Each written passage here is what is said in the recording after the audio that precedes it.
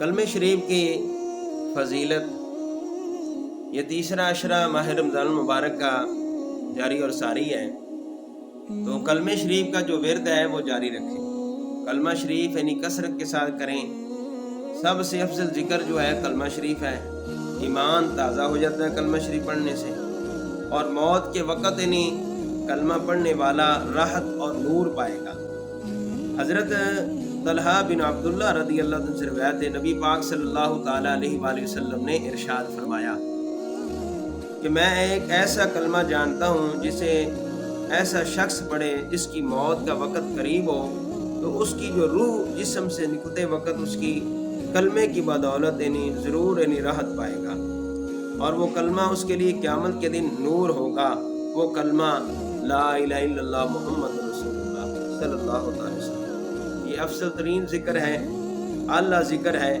और फिर कलमा पढ़ने वाला बिलाखिर जन्नत में दाखिल होगा जिसने खुलूस दिल से पढ़ा। तो हज़रत अनस रज़ी अल्लाह से रिवायत है, मेरे आका दो आलम सल्लल्लाहु ताला अलैहि वसल्लम ने इरशाद फरमाया, हर वो शख्स जहन्नम से निकलेगा जिसने कलमा शरीफ पढ़ा होगा, कहा होगा, उसके दिल में एक जौ के वज़न के बराबर भी भलाई होगी यानी ईमान होगा।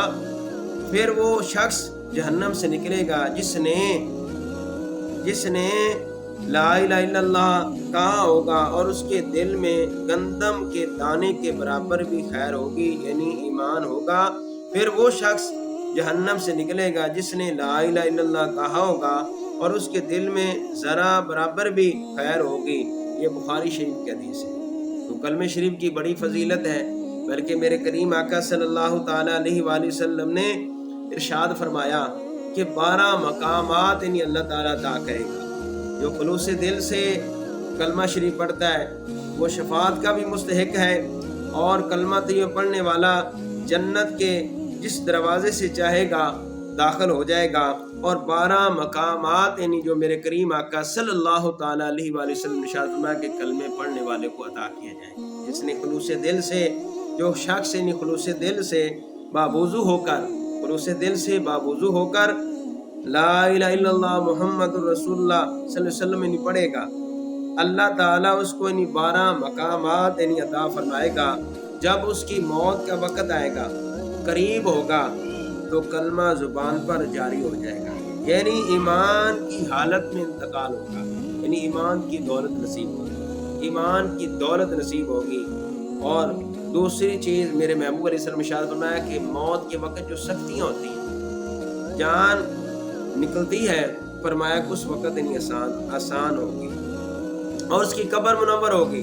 नंबर 4 कि जो सवाल जवाब यानी फरिश्ते करते हैं उनके नकीर, फरमाया कि खुश शक्ल बनकर सामने आएंगे।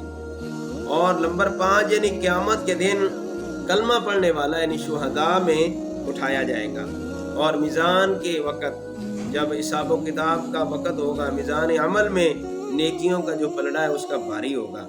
और जब पुल सिरात पर वो गुजरेगा, पुल सिरात पर बिजली की माद यानी गुजर जाएगा।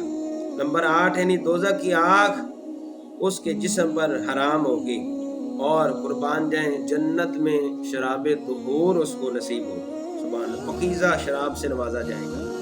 और जन्नत में यानी 70 हूरें उसकी खादम खिदमत के वास्ते मामूर होंगी।